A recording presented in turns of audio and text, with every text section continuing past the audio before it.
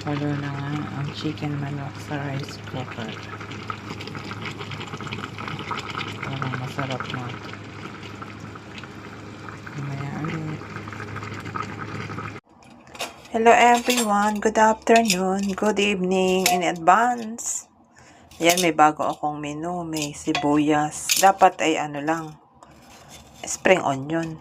Kukunti spring onion ko, kaya nilagyan ko ng sibuyas. Ang nasa ilalim ay apple, ginayat na apple. Kita nyo?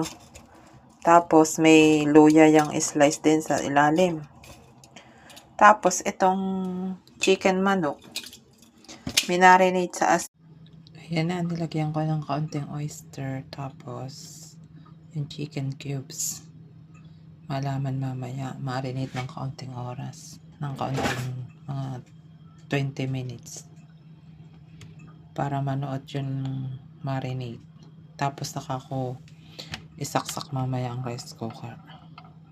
Hayaan na lang natin muna nandiyan. Na-blanch ko na yan. I-check na natin yung ating chicken manok. 1, 2, 3. Wow! Anong lasa? Tikman ko na.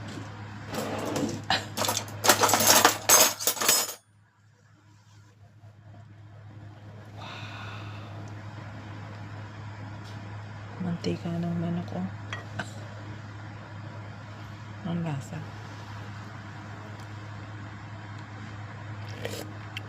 Check na natin ang ating chicken manok. Wow! Okay naman siya. Tingnan ko nga kung wala naman. Kung lutong-luto na siya. Okay nga. Okay nga ang luto sa chicken. May ayos nga, pinsan. Naluto nga yung manok na walang tubig.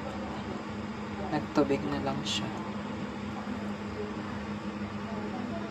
Tingnan natin yung chicken manok na yan. Wow! So yummy! Yummy, yummy, yummy.